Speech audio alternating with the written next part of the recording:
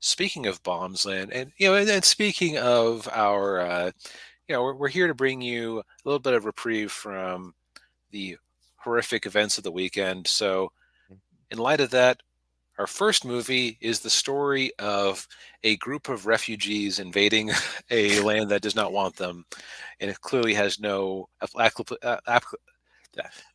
applicability to anything real life. Oh, yes. The Warcraft movie. Yeah. Oh, jeez. So we picked this one because it had just dropped on Netflix, and last week when we were looking at it, it had managed to climb its way up to being the number 3 movie on the platform. I, Yeah, for some reason. well, okay.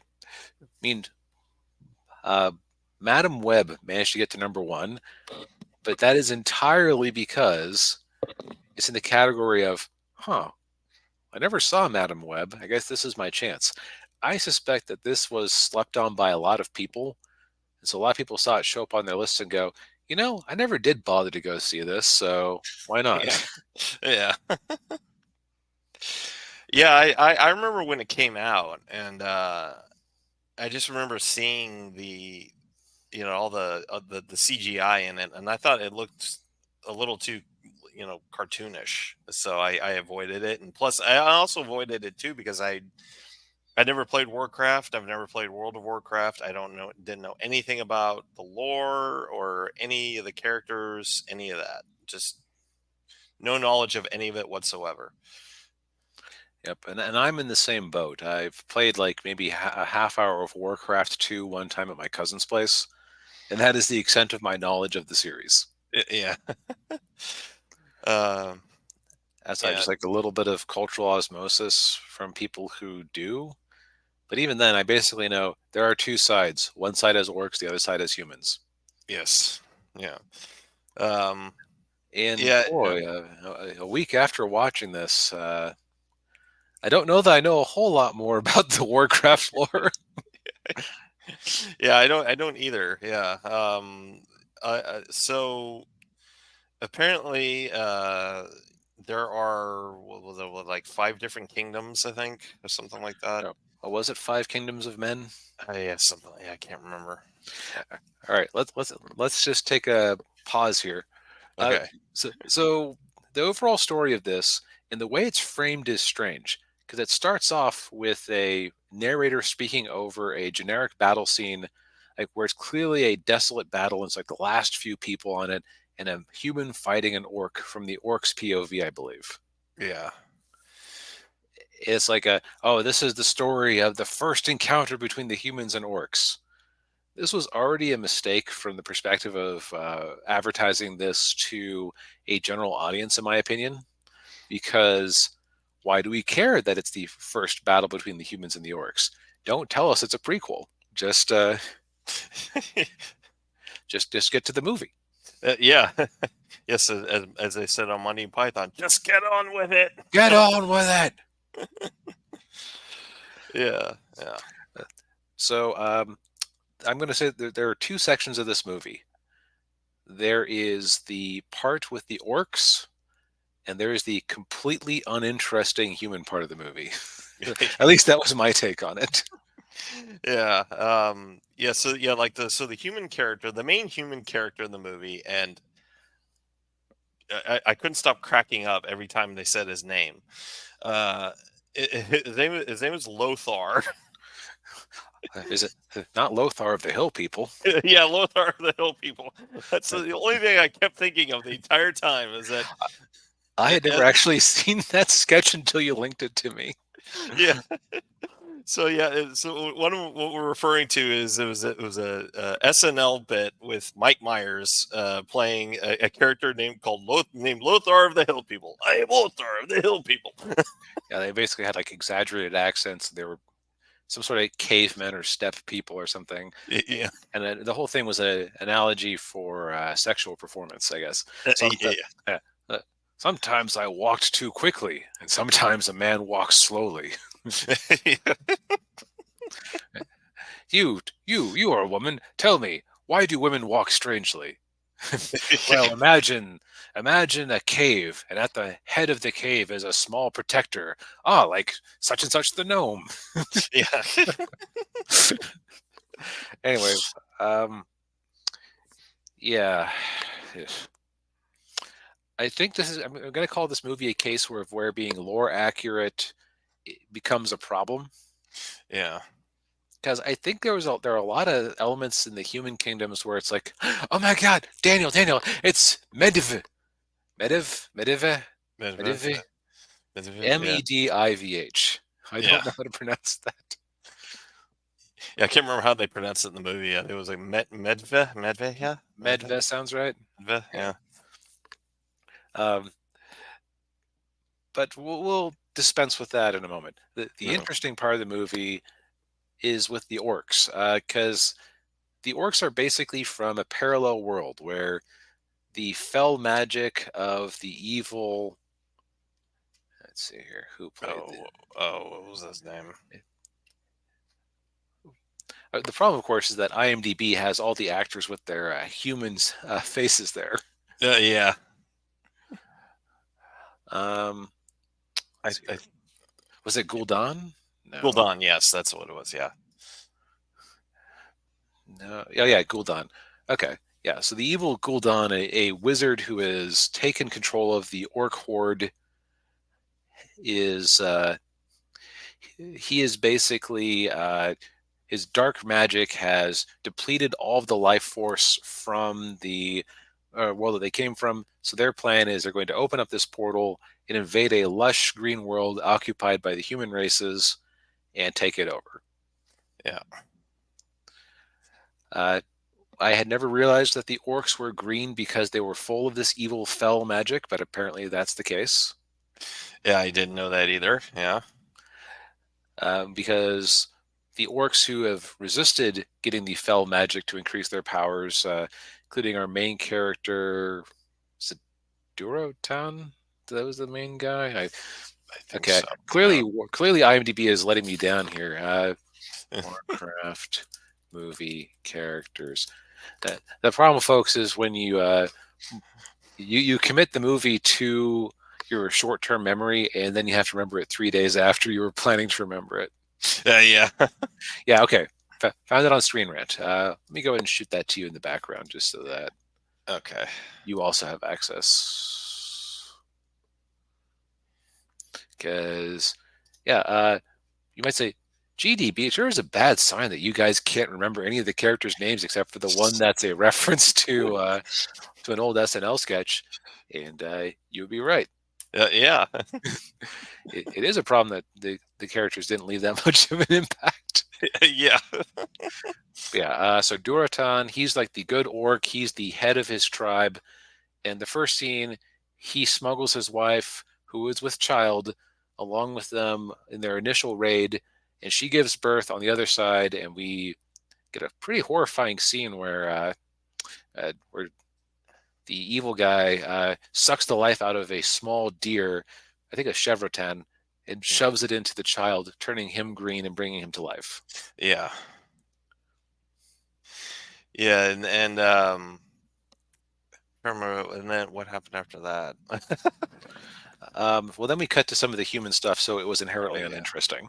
Because Yeah. basically, what's going on is it is the fall. By the way, spoilers: Yes. eight-year-old movie that nobody cared about.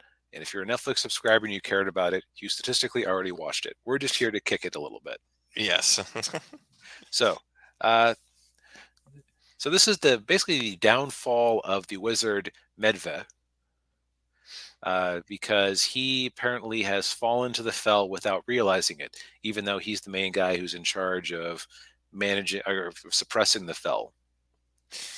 Right. And they kind of there's some suspicions about it because there's this other wizard guy who He was a wizard, but then he left. yeah.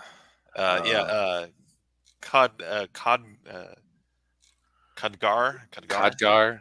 Codgar. Yeah. And yeah, he's been suspecting Medvedev or whatever his name is of doing some bad stuff, but nobody wants to believe it. Like Lothar doesn't want to believe it. The king doesn't want to believe it because they're like old buddies. Right. And that's a storyline that I think could have been interesting, but they didn't really they didn't manage to imbue it with the same humanity that they imbued the orc story with, which is strange to say, but it's accurate. Yeah. Because the orc story was um, it's a story of like betrayal and Durotan being worried about his wife and new child and just trying to make a good life for them. And in the meantime, like the humans are like they're defending their kingdoms, but they don't really make you care about their kingdoms. Yeah. Yeah, and I really don't have a much of a yeah, it didn't really have much care about like the king and like and all that stuff. I just like, yeah, all right, whatever. And also too, like Lothar has a son, um, and I can't remember what his son's name was. Um, and I I actually looked up the actor who played his son. Like, there isn't much of an age gap between those two actors, so it would suggest that they were father and son. Like they may be like 12 or 13 years. But and then there's a whole bit in there where his son dies, and it is so like, who cares? Like, the Yeah, scene was just like, okay. Not even yeah, the actor in the scene playing Lothar cared. Like, he watched that scene, he just has this yeah. blank look on his face. He's not the best, unfortunately. Yeah.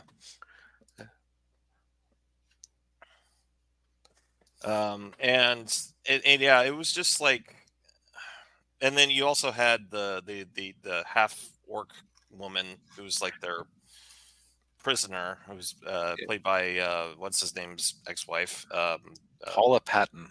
Paula Patton, yeah, who was married to um, God, what was his name? Was Thick, um, Robin Thick. Um, Uh, Also, so this is just how overly lore obsessed this movie was. Since she is only described as a half-breed in the film, some might mistake Garona as a half-human, half-orc hybrid, which I did.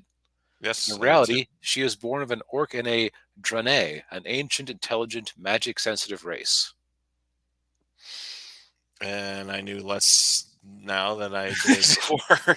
Apparently, her last name is full name is Garona Hoforken. Huh. That's a little bit on the nose, Yeah.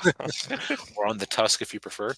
Yeah. Um, I'd say that they really tried to set her up as another major player in the movie because she was like pulled between the two worlds. Yeah. Um, but like that wasn't terribly interesting either. No, it Uh, wasn't. Yeah. and also the guy who Khadgar. Khadgar. Yeah. These names are making me more tongue twisted than normal. Yeah. Khadgar. She says, Khadgar is awkward around me because he wishes to bed me. It's Oh, like, yeah. yeah, that's some natural dialogue there. Yeah. Uh, with Khadgar, they keep making a big point out of the fact that, oh, well, he was in the Magic Order, but he left the Magic Order, but he still knows magic, but he left the Magic Order. And oh, isn't it a thing that he left the Magic Order? We don't know what the Magic Order is. Why do we care that he left? Yeah. It's like, I'm just going to, like as always, I'm going to bring things back to Star Wars. We didn't necessarily understand what being a Jedi Knight was in A New Hope, but it was cool that Obi-Wan was one because he demonstrated some neat tricks and skills and told us, like, oh, guardians of peace for 1,000 generations. Yes. Yeah. And then yeah. Yeah. But like, if this is the equivalent of if Obi-Wan had said, "Oh yes, I'm a former Jedi Knight," throughout the movie, and you never really got into it more than that. Like, oh, I left Yeah. the Jedi Order. Actually, it would be like if Ahsoka had been the Obi-Wan character instead, and had refused to clarify at any point in New Yeah. Hope. Yeah. Well, I was a Jedi, but then I left the Order. Oh, what's a Jedi? You have powers, whatever. Yeah, yeah, yeah. I'll tell you later. Yeah, you swing a laser sword around. Yeah, Uh, um, so yeah, the human side just I don't know if it was the actors or the writing or a combination of the two that just sapped all the life from it, almost as much as the fell magic sapped the life out of everything around it. yeah, yeah. Now, to get back to the part of the movie I have a little bit of praise for, I liked the orc scenes because they established the stakes. They had scenes between. It basically had orc tribal politics, Hmm. and I felt like with the main bad Gul'dan, the guy who had the fell magic, that they did a good job. You just had a sense of how evil he was, Yeah, but they also did a good job of showing why the orcs would follow him outside of fear, because like one of the first acts we see him do with the fell magic seems to be a good act, because when uh when Durotan's wife goes into labor, the child seems to be born stillborn, and mhm, so while it's kind of horrific that Gul'dan pulled the life out of this tiny deer and gave it to this child, it's like, okay, I, if if you have a medicine man who can do that, you see why the orcs would follow this guy. yeah, And we can't we I don't care enough about the ending to spoil it, because it doesn't really end, because this movie is a prologue for a sequel they were obviously hoping for. yeah, yeah. And I, the whole that whole last battle scene at the end, and then the duel between there's so many of these scenes in here. They're supposed to be emotionally impactful. Yeah, that's the problem I had with it. They're supposed to be emotionally impactful, but then they just fall flat because it's like you haven't really earned the right for us to care about these characters enough to for Yeah. when they die, it's like, okay, yeah, all right. Like I found myself a little bit disturbed when Durotan died, because he challenges Gul'dan in some sort of ancient ritual, and they fight with each other, and Gul'dan is ultimately forced to cheat and just drain the life out of him. That was kind of horrifying to watch. Yeah, that And was, since, yeah, and since he was the closest we had to a protagonist, that also means that the character I cared about the most died very early on in the climax. yeah, yeah. And if you're wondering what happens with the his son, his wife gets away, and then she does a baby Moses Yep. with their son. Literally a baby Moses. I guess it wasn't a basket of reeds, but still, basically Yeah, just as yeah, good. yeah, close enough, yeah. Then there's a goofy bit where she dies, like it's like she has to die fighting, but it looks goofy because she just turns around and jumps on this guy. And didn't she impale herself on his weapon as she was Yes, jumping at him? It's like, yeah, come on, just let her be a victim. yeah. Now she just looks like she's incompetent. Yeah. Um, yeah, and then the king dies, but as his men are surrounded, as the horde is invading, Mhm. he tells Garona, the half orc, "Oh, you, it's too late for me. I'm going to die. Kill me, and you'll be accepted by your people." And I kind of was wondering how he had such a intricate knowledge of the orc culture and society that he would even think of that. Yeah, well, it went back to a conversation that uh she had with the queen, where she says, "Oh, if I kill you, I'll be elevated very highly in the orc Mm. society." So it's basically just a one-off line that the king wasn't even there for that conversation. Oh man, that's worse than I thought it was. Yeah. Uh, and now I'm reminded of, as I often am, of a Simpsons line. Uh, uh, the king, Garona, kill me. What? Why? Well, because then you'll be in charge of the mob, and maybe you can lead it in wise directions.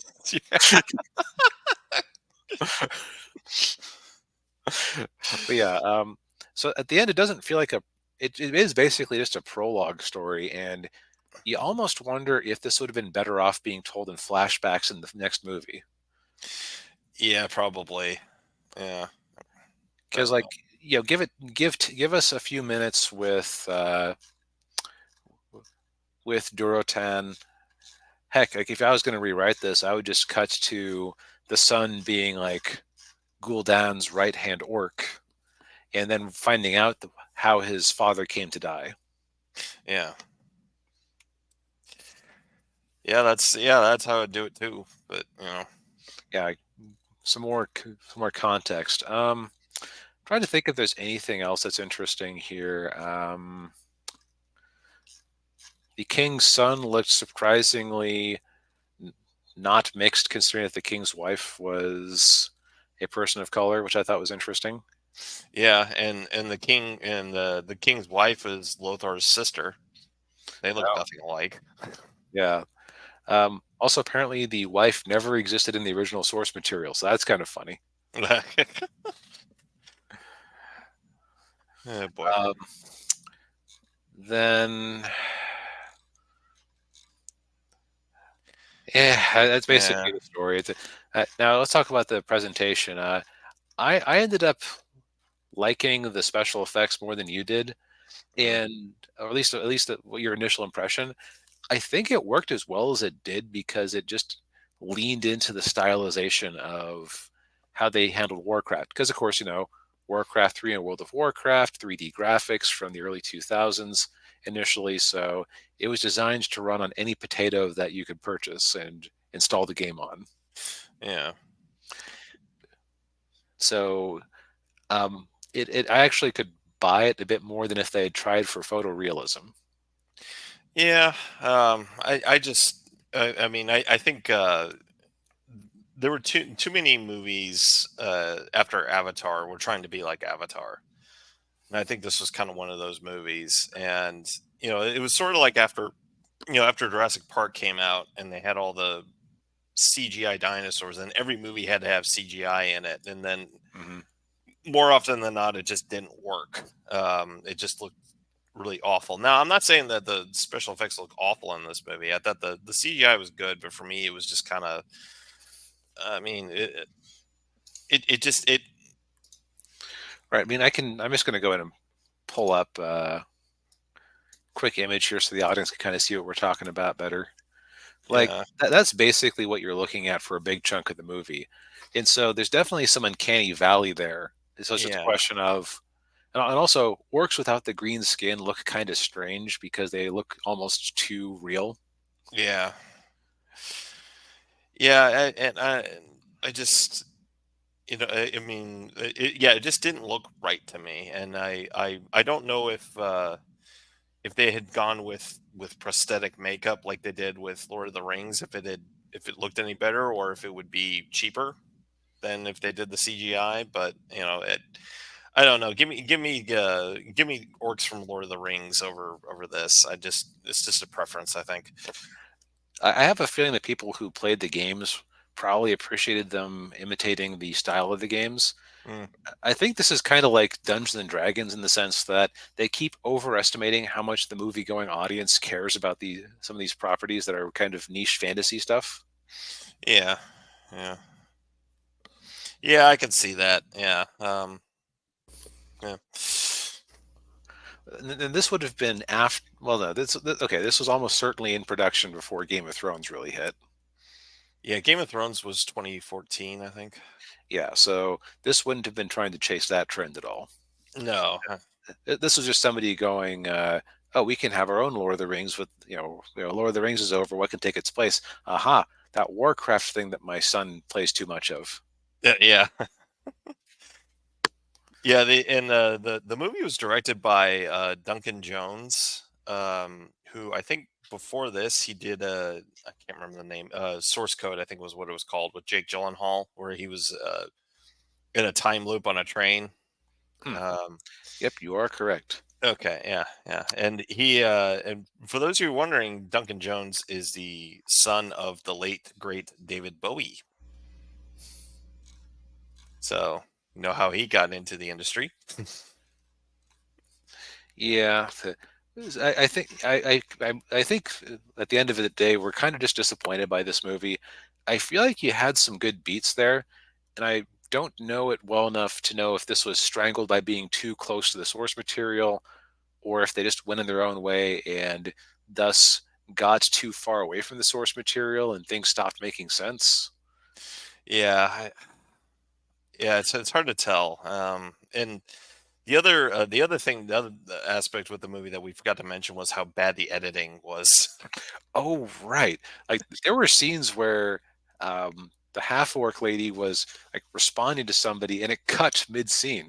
Yeah, and I went and looked at it, did a little homework on it. Apparently, Duncan Jones did acknowledge that the movie had editing and pacing issues, Hmm. and yeah, So, so so unlike certain DCU directors, he kind of just manned up and admitted it. yes, exactly. Yeah. But yeah, but overall, yeah, this movie was not very good, and it continued the trend of bad video game adaptations of movies. Yeah, that we're only just starting to break out of. Yeah. Oh well. Yeah. Uh,